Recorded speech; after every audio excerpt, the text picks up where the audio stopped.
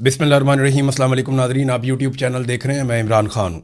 नाज़रीन, जेल में कैदी नंबर 804 के हवाले से मैं आपको एक ख़बर देता हूँ, और ये जो आपको मैं ख़बर दे रहा हूँ ये बिल्कुल कंफर्म है, मेरी बात हुई है बराह रास्त। यानी मैं अब सोर्स आपको बिल्कुल आइडिया भी नहीं देना चाहता, क्योंकि इतनी सख्ती की गई है और हालात को इतना कंट्रोल किया गया मिलिट्री एस्टेब्लिशमेंट की जानिब से कि अब तो ज़रा सी कोई चीज़ बाहर आने नहीं देते।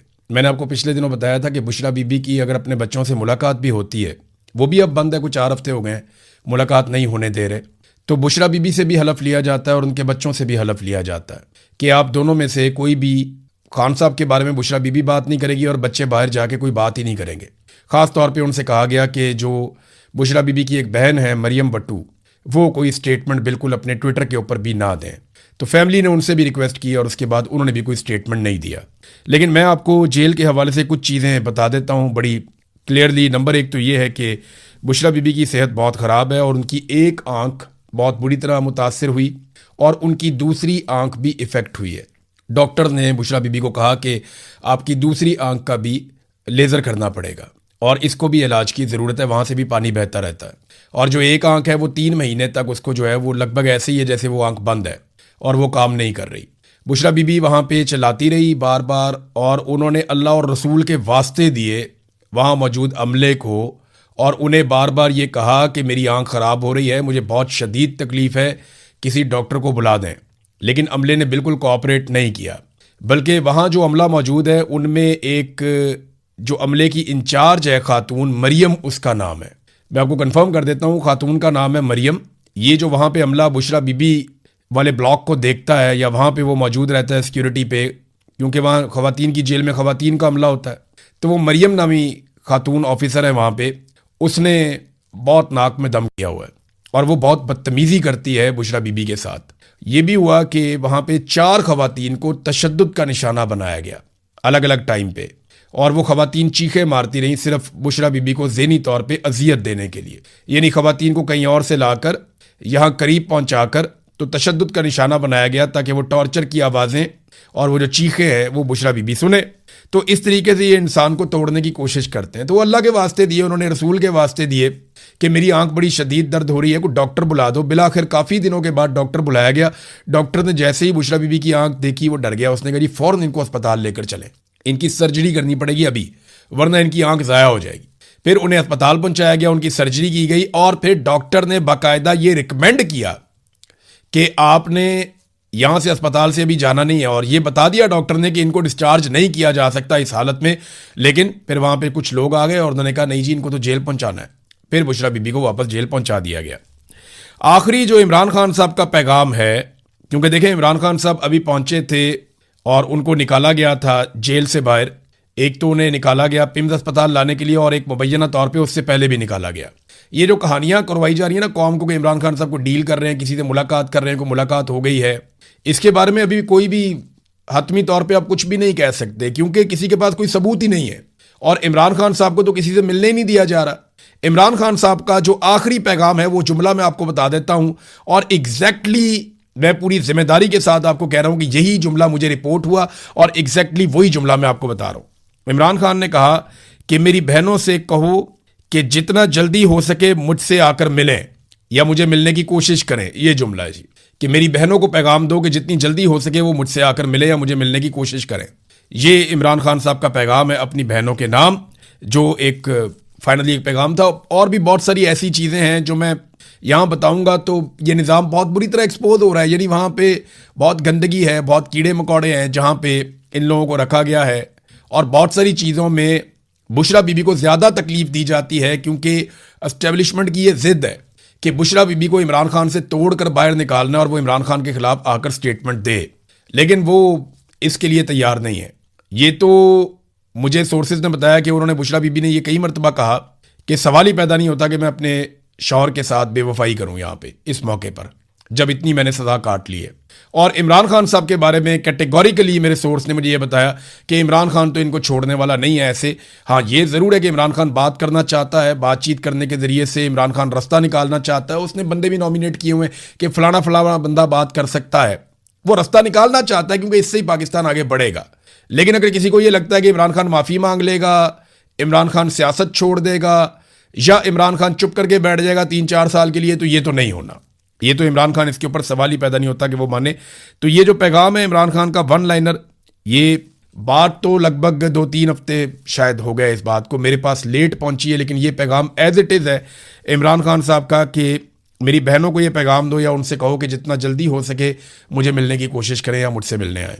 अब इमरान खान साहब की बहनें तो हर हफ्ते कोशिश करती हैं, पूरा जोर लगाती हैं, अदालतों में भी जाती हैं, सुप्रीम कोर्ट में भी मामला चल रहा है, वहाँ पे उन्होंने 3 हफ्ते का टाइम दे दिया है, तो वहाँ मुलाकात हो नहीं पा रही।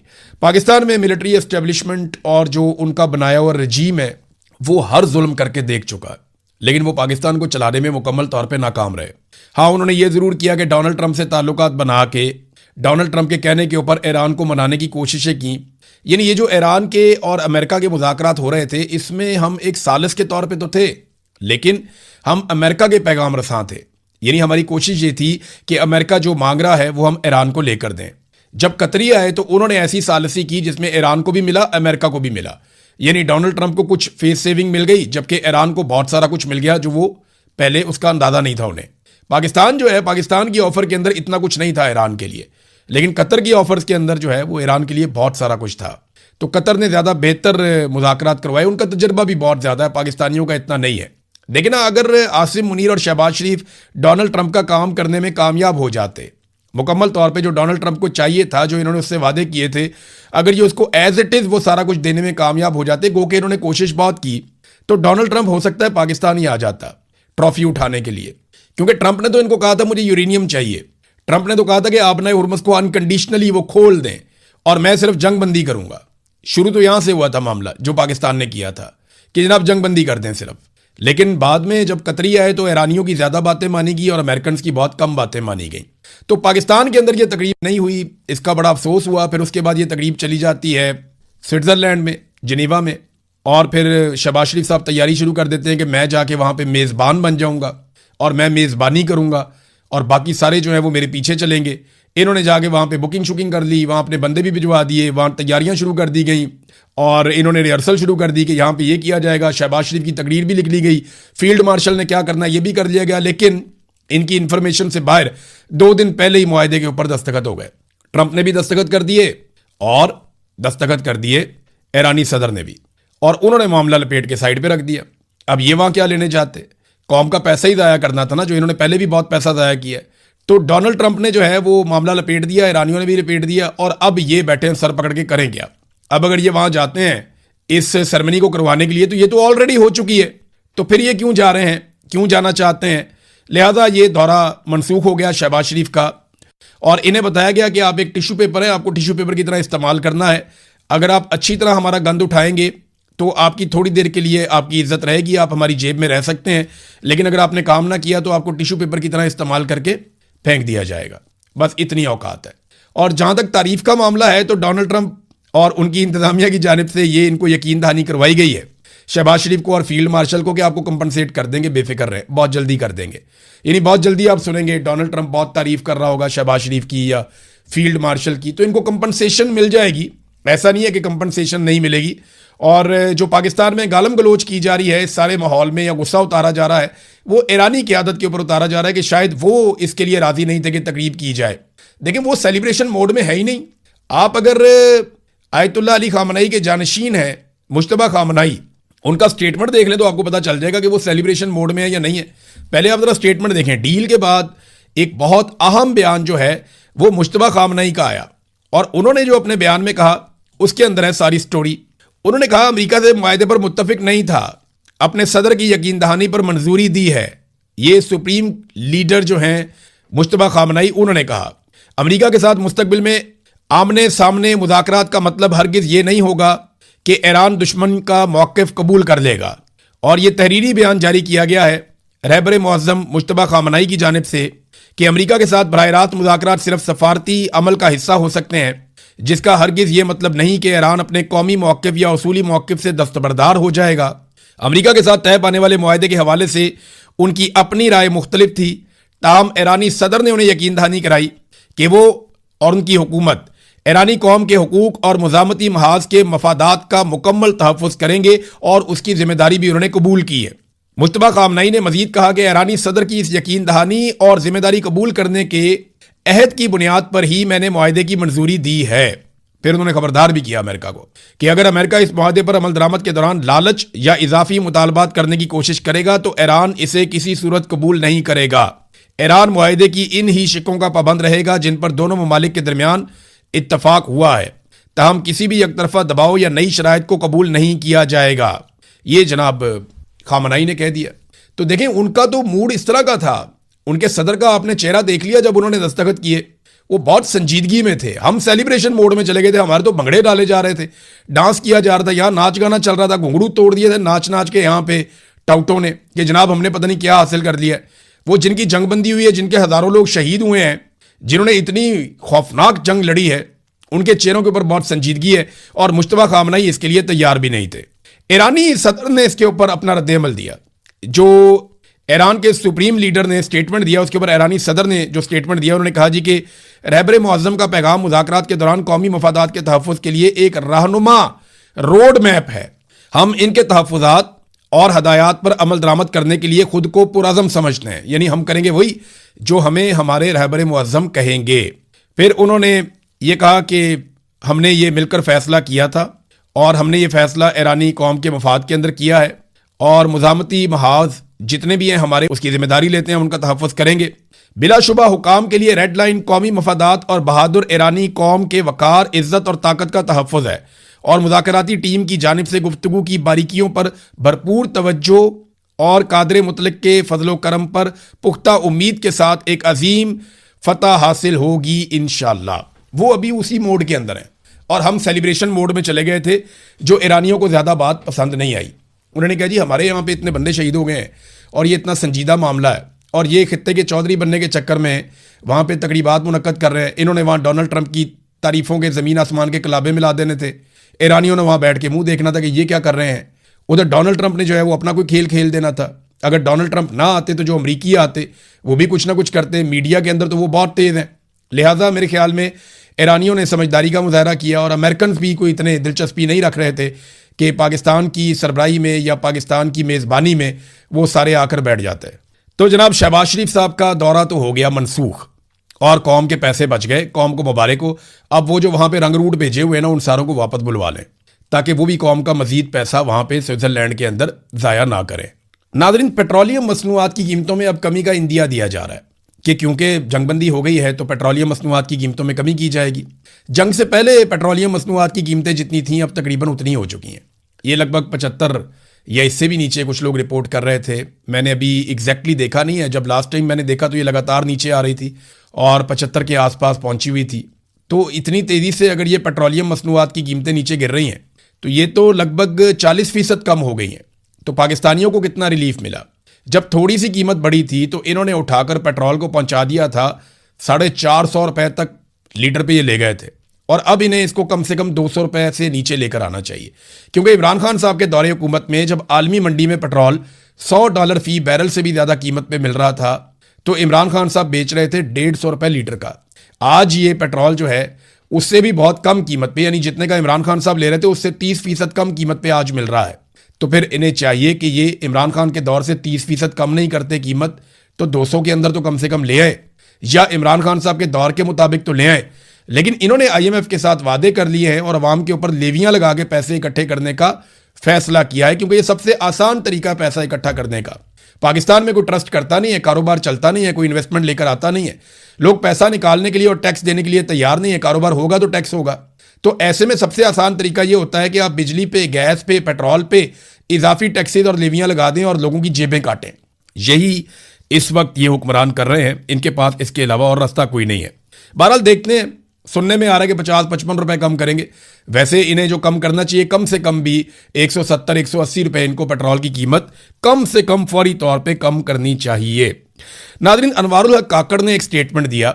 मैं अनवारुल हक काकड़ साहब को एक लालची आदमी समझता था, मैं उन्हें एक मफाद परस्त इंसान समझता था, क्योंकि जब वो हमारे साथ बैठते थे इस्लामाबाद में चाय के ढाबों पे तो वो बलोचों के और पश्तूनों के हुकूक की बात करते थे। उस वक्त वो बात करते थे इंसानियत की, बलोचों और पश्तूनों पे होने वाले जुल्म की बात करते थे। लेकिन वही अनवारुल हक काकड़ जैसे ही उसको वजारत उज़्मा ऑफर की गई, निगरान वज़ीर आज़म बनाया गया, तो उसने अपना असल रंग दिखाया और वो एक मफाद परस्त साबित हुआ। अब काकड़ का स्टेटमेंट आप देखें, काकड़ ने कहा कि अगर समीदीन बलोच या कोई और एक्टिविस्ट ये समझते हैं कि उनके किसी प्यारे को किसी ने मिसिंग किया हुआ है या जबरी तौर पे लापता किया हुआ है तो अदालत में जाएं, उनके खिलाफ FIR करवाएं, नाम दें कि मेजर मोहम्मद अली ने ये किया है और उन्हें फांसी लगा दें, क्योंकि हमारा मानना है कि हमारे किसी इदारे ने ऐसा कोई काम नहीं किया। शर्म आनी चाहिए आपको काकड़ साहब, और शर्म से डूब मरना चाहिए आपके अंदर अगर थोड़ी सी भी गैरत हो तो।